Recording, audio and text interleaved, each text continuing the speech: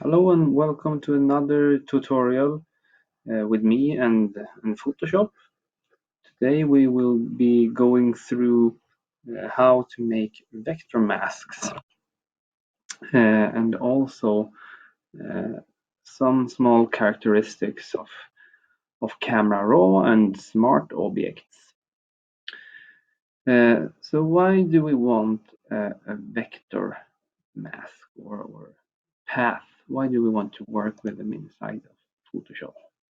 To show you why, I chose a simple image, which was Photoshop introducing, or Illustrator's introducing image a couple of years ago, a couple of versions back. Today I'm working in Photoshop 2020. Uh, the pen is the creator of paths or vector masks. I will change workspace so it is essential, and reset essentials, right?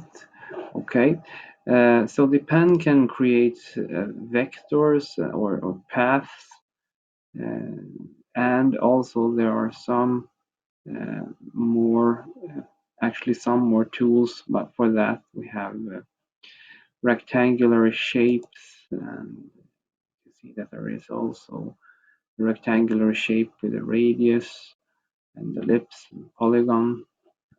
But for now, I think I'll just teach you more about the pen. And you have to excuse me if I tell you wrong sometimes because I'm sitting on a PC or a Windows machine, and that will make things a bit harder to explain sometimes. But often it is just the variety between control and command.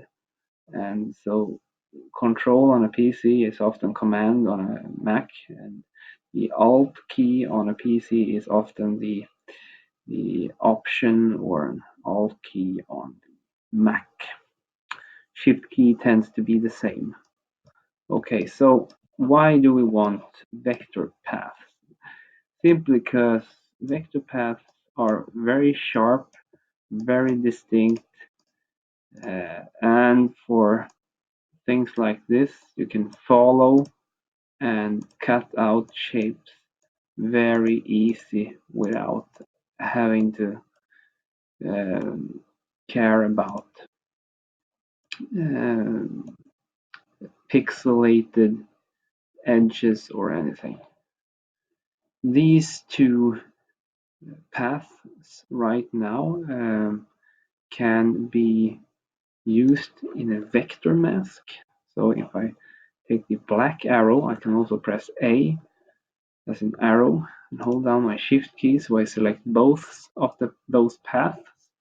I can go to layer and I can choose vector mask and I can choose the current path, and that will make these paths combined shapes and only reveal uh, those two lines for me.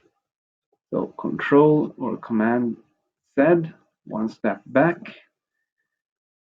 That's one very good thing with vector masks. Of course, vector masks can though even be used to reveal or hide things when you take images further. So for TIFF, this was a quite usual thing to do in the early stages of using desktop publishing. So what we do then is we create clipping path as it's called by them. Um, I name my path first, something like this, and when I do that, I make a clipping path. This is the Swedish word for clipping path. I set sort of tolerance, and I press OK. And I save this one, so I save it as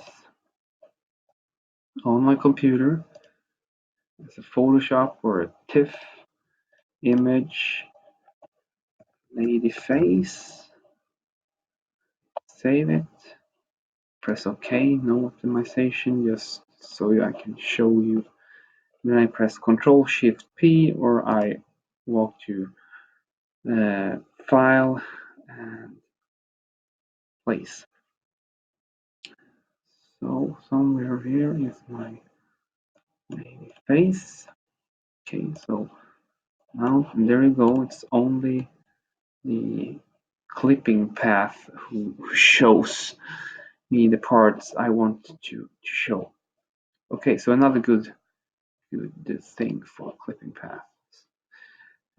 For regular masks, you are sort of locked to the resolution of things.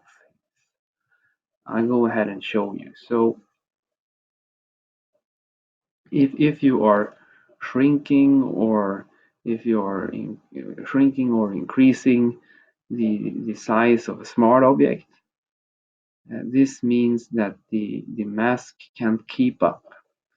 And this is quite hard to show, but if I do like this, I make this to a smart object, and I will shrink this image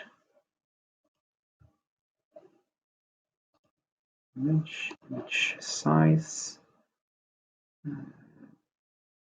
So let's make this 12 centimeters. Okay, and now you see it's quite jagged. I'll make a mask for this.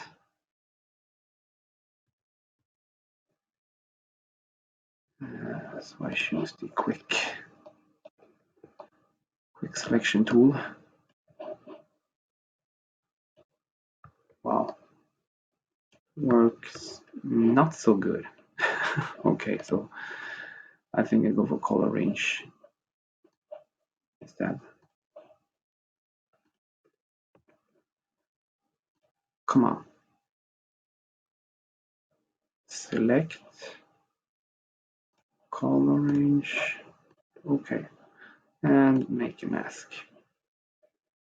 Maybe I should invert it. So it shows like this. And underneath I'll have blue color. Okay, so single colored blue color. Okay, so now you see it's a blue and it's a red. If I increase this again, I go to image size, and I want to reset. Okay, I can only do that when it's open. So I go back to the normal size. I think it was 35 centimeters, and I press OK.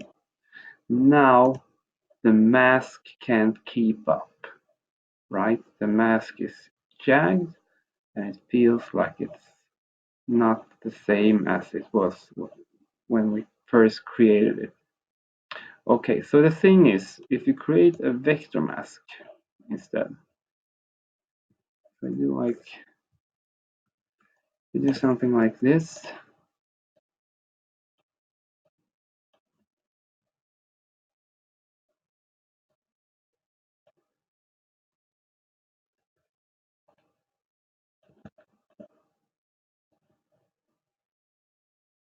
here we go. You can see it's sharp and nice edges. I go for layer, vector mask, and current path. And I think I want to switch, so this is subtraction instead. Okay, there we go. Sharp and nice edges. Now I'll shrink the image, sharp and nice.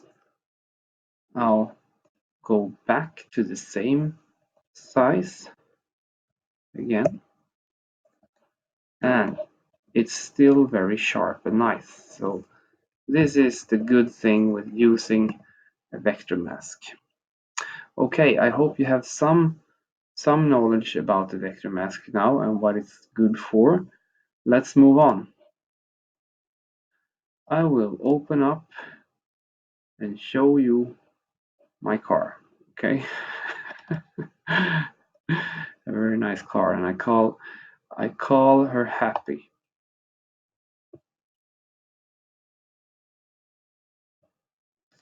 The good thing would be to hide away uh, my license plate first, right? So maybe it would be a good thing just to take this part and drag it away. But I hope you are nice to me, even though I don't. I've never been quite sure of what you can do if you have the license plate to someone. So okay, I just let it be then.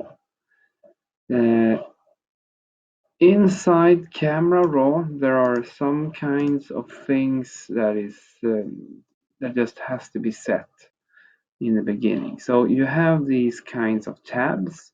The first tab is the basic one. Then you have curves and you have detail to sharpen things up. And one thing that I think is very important is the one that has lens corrections on it. So for lens correction, you have options to remove chromatic aberration, and you can also activate profile corrections. And I like to do that simply because I always do it. And once I've done it, I think it's important to be consequent and follow this all the time. I want to increase I want to sharpen my image, and for this kind of image in particular, it's important to think about the lines. I do not want to enhance the the the, the rust or the noise inside the plate of the car. So what I want to do is to use low frequency sharpening, and I do that by decreasing the amount, and you can always hold down the Alt/Option key on a Mac and see how this is affecting your image. So high amount, a lot of noise, and low amount, no, not so much noise. The radius or the radius uh, is differing. So this is the variety of radius. And I would like to increase that now since I want to enhance the edges. I want to be soft on sharpening, and I want to go in a high value when it comes to masking, because if I have it like this, sharpening will go in everywhere. And make sure now to hold down the Alt key. That's why I'm having this simulation.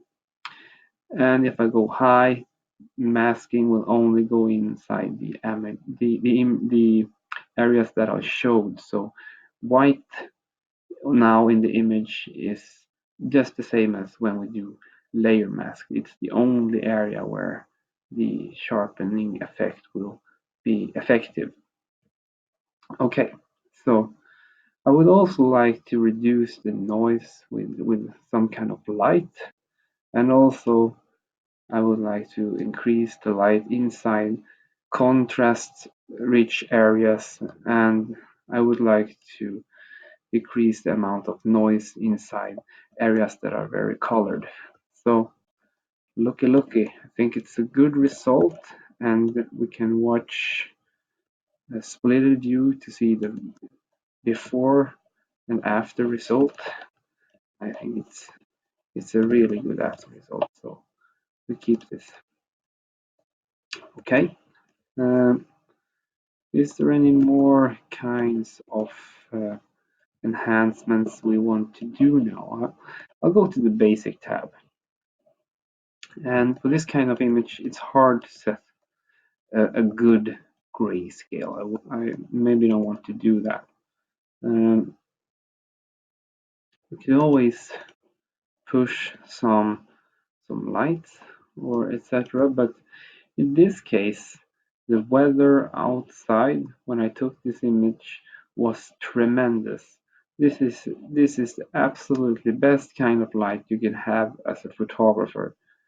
So I don't think I will have to do anything. And what I will do it inside of Photoshop. Uh, if you, however, would like to gray balance your image, you have the white balance tool here. I don't know why it's called white balance, but I rather call it gray balance. You use this and you use your color checker chart, or you use a reference to a gray area inside your image. If you don't like this kind of uh, uh, fog, or what you should call it, you can always use this slider to get rid of the fog.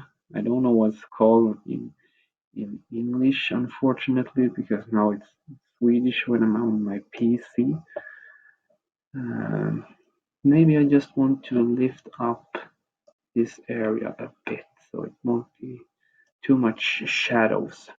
Okay, now one important thing here. It is very important to visit this link in the bottom of the raw plugin, camera raw plugin, because when we click here, we have the possibility to check this, mark this checkbox, and open up the image in Photoshop as a smart object. That's very important because then you can always come back to the image, make your adjustments, close, and the image will be updated inside Photoshop. We can have a lot of discussion about color space. For now, the color space is good. Just press OK and open up your object. Okay, so here's the car. Great. And now I will use my pen tool to mask the car. This will be an exercise on to use the pen inside Photoshop and mask the car. So using the pen tool inside Photoshop is just like using the pen tool inside Illustrator. I like to zoom in quite much, and when I do so, I click and I then try to match the arrows with the Alt keys. So just click at a tire and then I'll click and hold down my mouse button. No key pressed down yet. I let go. I press down the space bar to move. I click again, hold down, no other key, press down. I move, press, and move, press. I hold down, drag out the sliders, and now I want to make some tweaks because now it's a jagged edge. So I hold down my Alt key and I take one of these handles and steer this handle so it points out like this. I'll press another for another node and then I just continue. So the most important thing is when it comes cracks like this. In this case, it's just the same. I put out a node and it goes right through this mirror. I hold down the Alt key, press this one to move it up in line with the mirror, and then I continue over here. And I move it, hold down the Alt key, and then I continue over here. Click, hold down my Alt key, break, continue up here.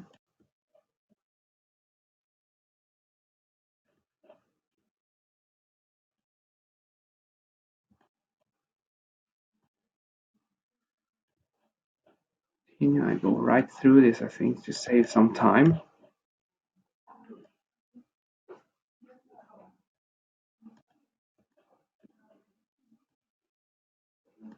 And don't be too picky.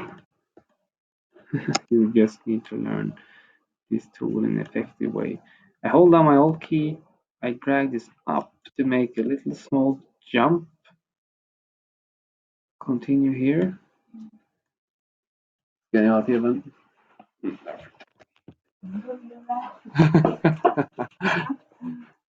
Move your ass!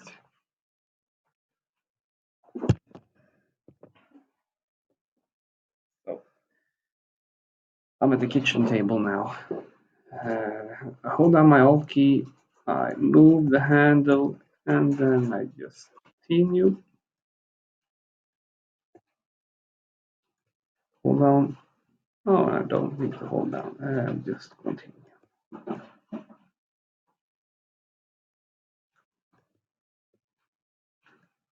So you can see I have a nice flow here while working. I hope I have my thumb at the spacebar, and next to the spacebar I have the Alt key.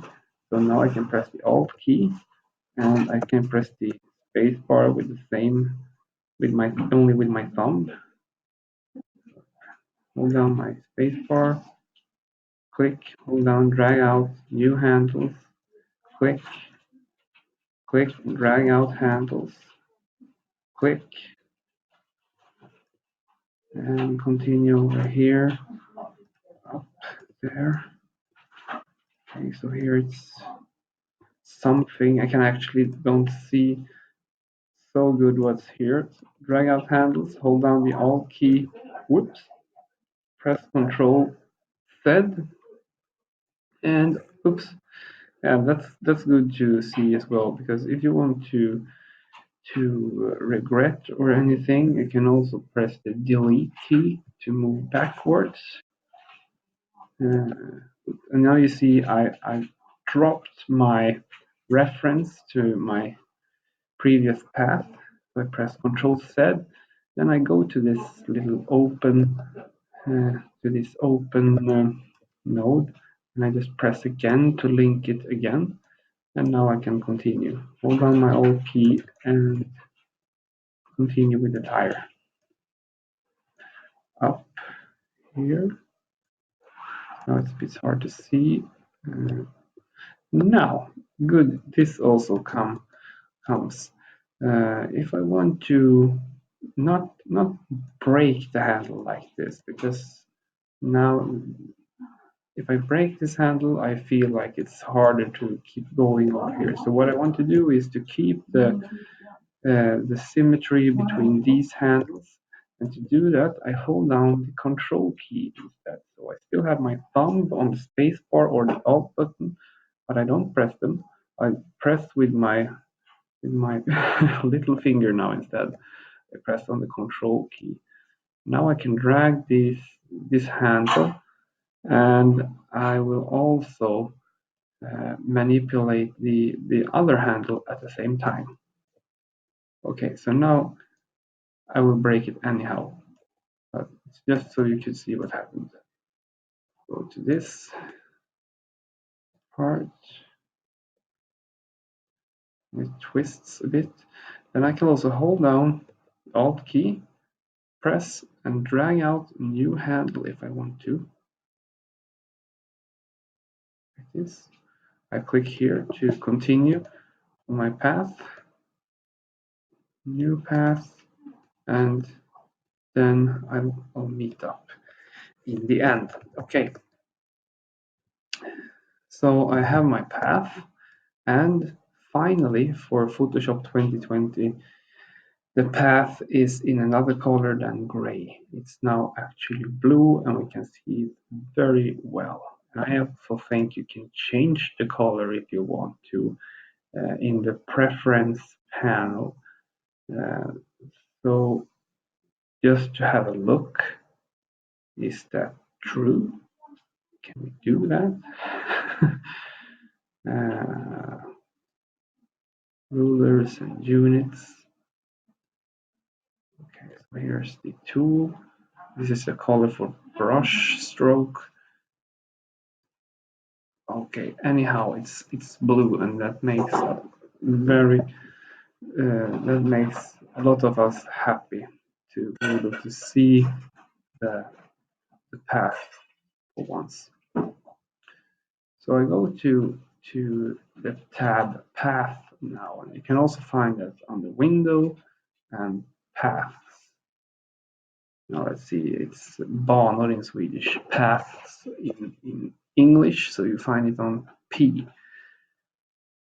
In this moment, this is just a path in the RAM memory on the computer. So if you want to make sure that this path is actually saved, you should double click the name and just press OK. And of course, you can also write your own name to this path.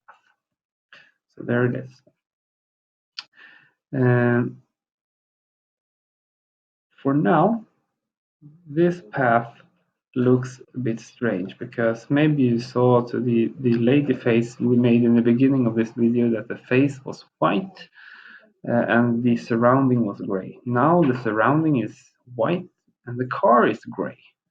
And that makes a valid point to this because if the car is gray and the surrounding is white, this means that the surrounding will be visible and that the car will be blocked when we do our vector mask. So it will actually look like this if I make a vector mask now. And that's not what we want. We want to make this visible. So what we have to do is that I go to paths once again. The path is already selected. If not, we can go. Now I deselect it, so now it's gone. Now I can see it. But if I select this and I have my black arrow, I can choose it. And now I can decide what kind of operation it needs to have, similar to Pathfinder inside Illustrator. And if I combine the shapes, I'm switching out the operation, and now the car is included and the environment is excluded. So we can combine shape. That means I can actually make another shape inside this, and if I do like this, I can combine the two to work together.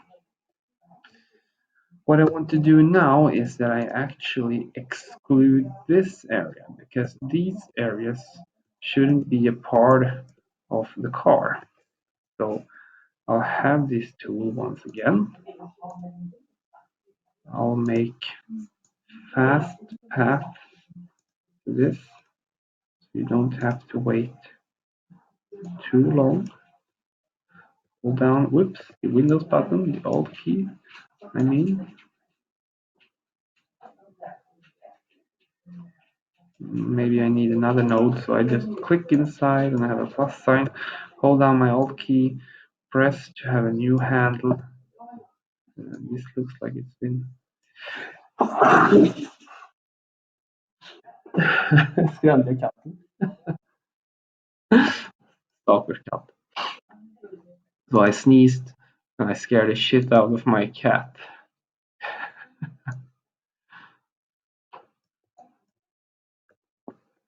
There we go. Hold down the Alt key, press again. Now maybe it's the last one. Seems like it.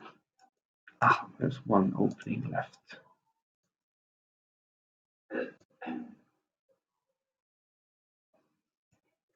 Okay, so this needs to be modified. I hold down the control key, I get the secondary key, the white arrow, click, and now I can drag out new handles if I want to. I hold down my Alt key and break this, so I get a more straight line. Okay, these paths I can select them with my black arrow, hold down the shift key to select them all. And now the operation for these ones should be that they subtract in this shape. So now they are subtracting. If I still want to have a normal uh, layer mask out of this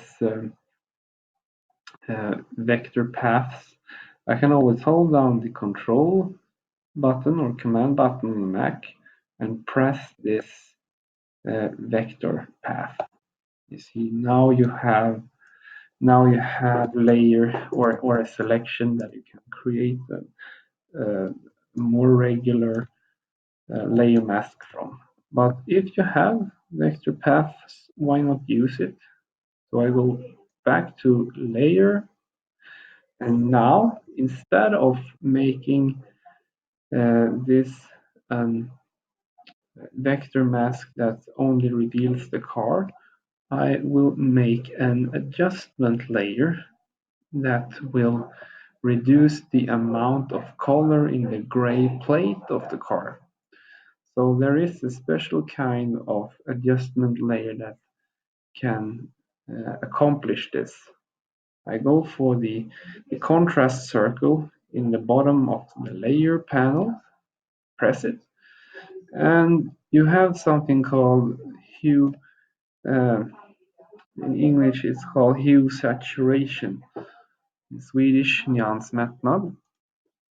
So I press this adjustment layer, and now you can see that the vector mask is placed inside the adjustment layer. So what is happening here now? What's happening is that the adjustments I make in this adjustment layer will only be applied where the car is revealed. So if I play around with the light now in this adjustment layer, you can see that it will only affect the areas that is revealed by the adjustment. Okay, so what do we want to remove some of the red and some of the other colors that might affect the gray balance in this car. I rather not see this kind of vector mask now, so I can click some other way than on this vector mask. So I just click here, temporary, and then I can click on the adjustment. So now I don't see the vector mask anymore, but I can control the adjustment.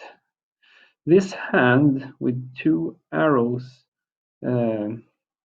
is very effective.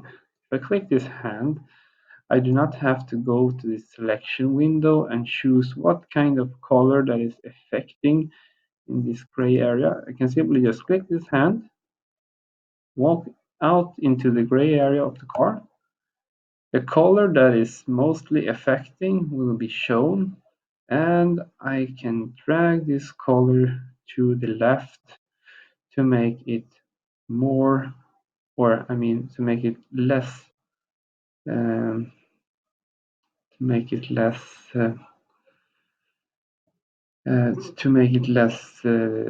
depending in the image, or what do you call it?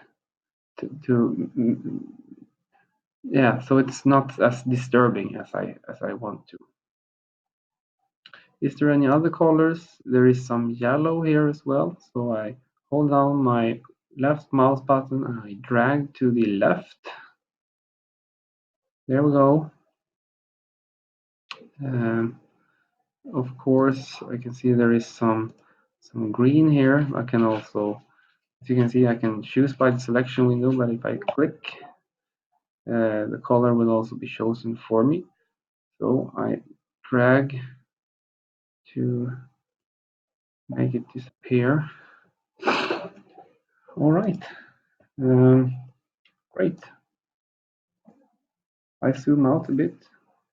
Control or Command dash. So if I hide or reveal this layer, you will see a clear difference.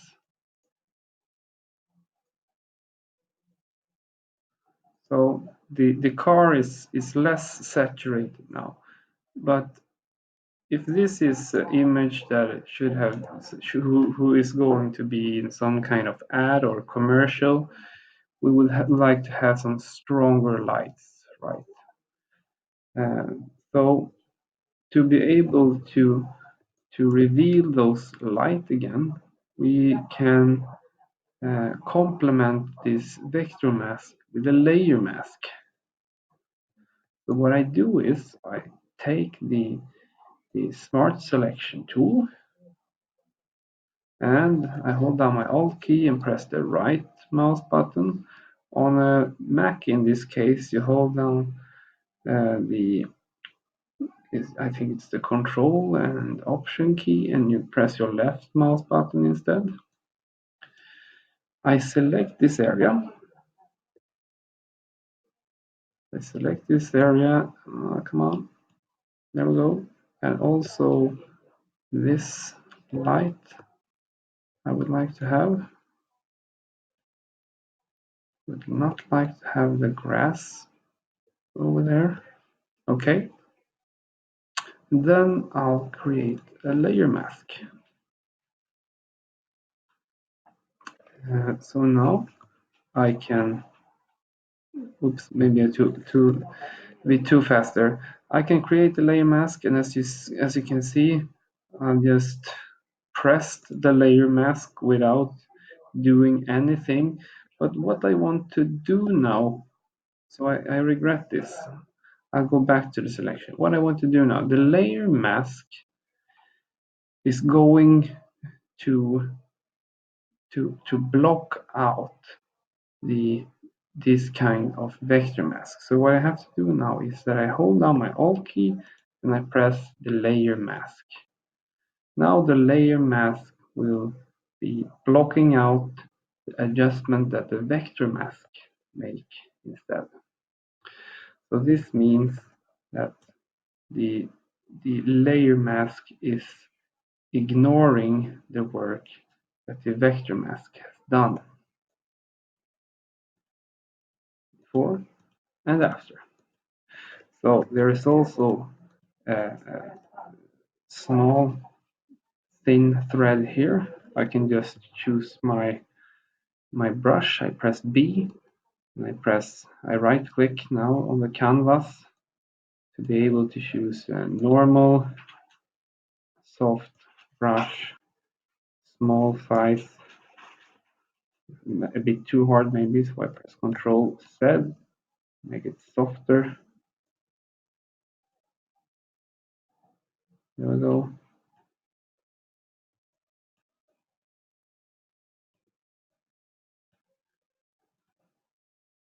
And there we go. Okay. So back on track. I would also like to make some contrast to this car to add some nice effects. I can use a vector mask again, or I can simply hold down the Control key. You see I have a squared selection now next to my hand. Click that with left mouse button. Now I have a selection. Once again, I can go for the contrast circle, and I can go for an easy way of handling adjustment, and that's just to choose intensity and contrast. So increasing the contrast here will, as you can see, higher the amount of shadows and make the shadows even darker, make the highlights even brighter. So the big loser in this case is the mid-tone. If I do like this, there's almost no mid-tone. There is only highlights and shadows. So it will be easy on this one. And you can also see we can increase the light a bit if we want to.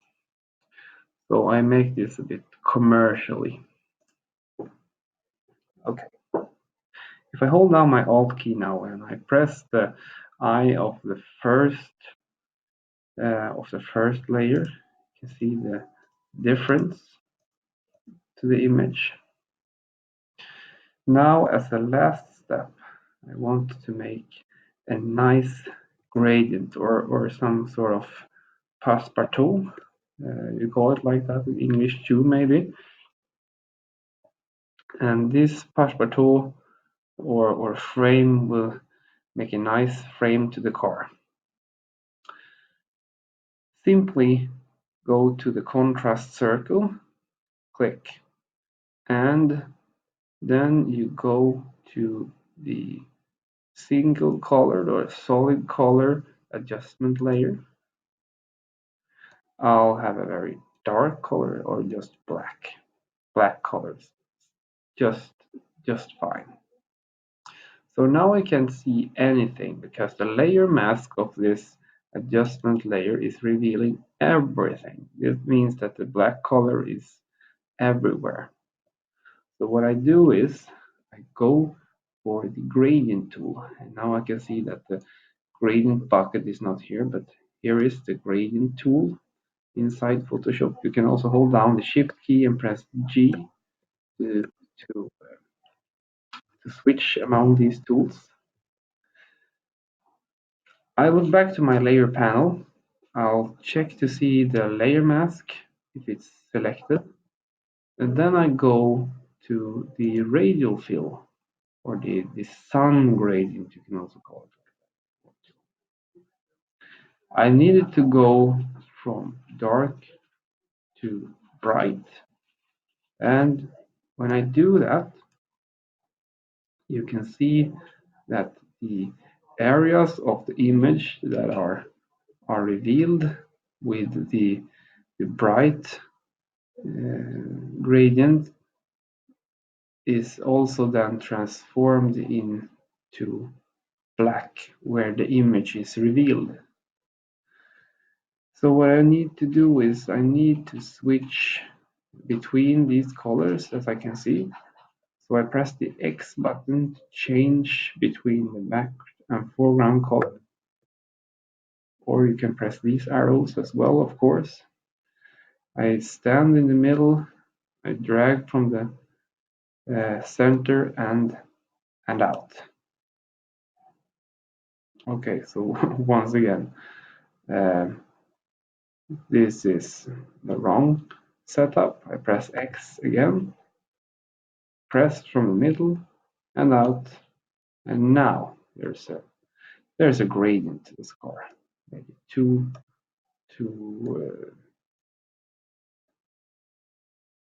small. There we go. I think.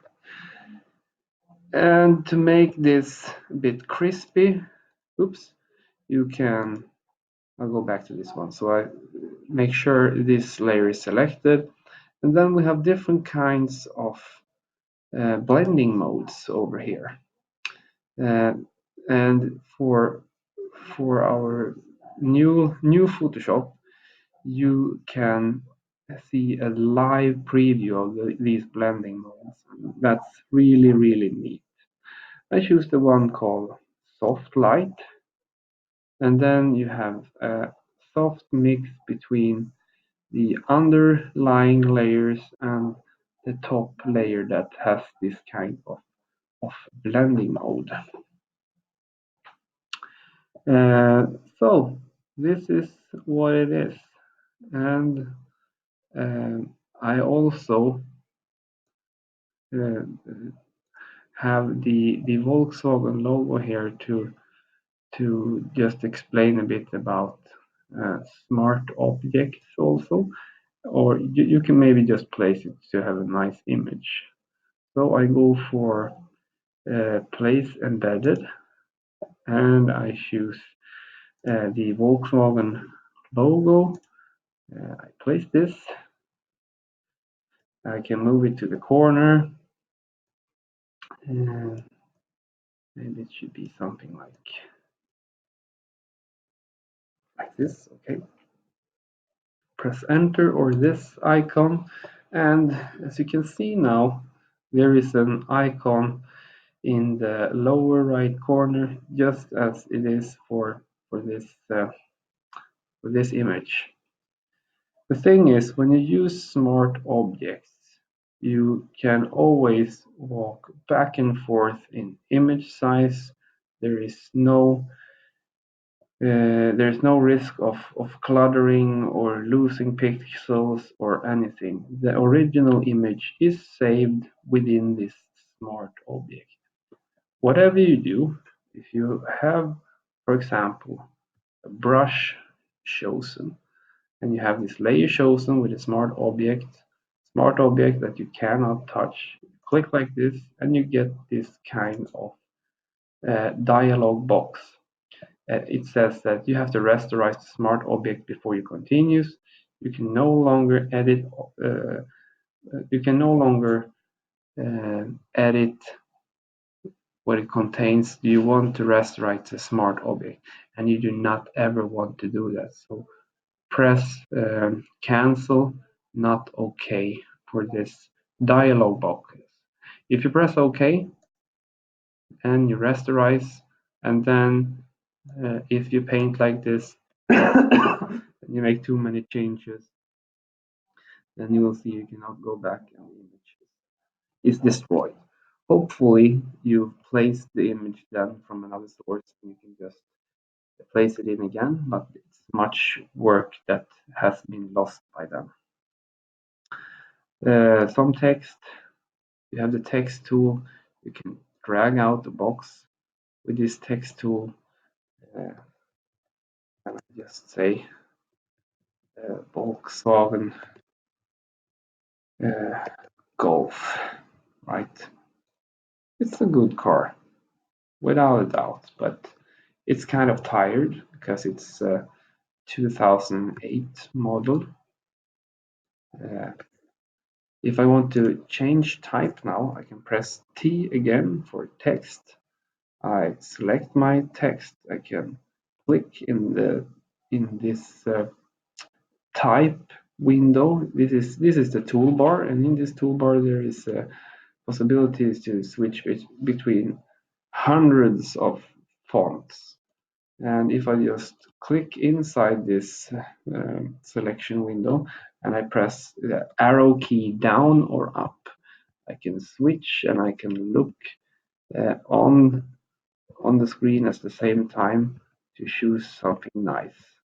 Probably this isn't the font Volkswagen use, but for this exercise it will do just fine. Okay, folks, I hope you had a nice time learning more about vector masks and some camera raw features and maybe an introduction to adjustment layers. Please hang on to more tutorials and I hope we see each other soon. Bye.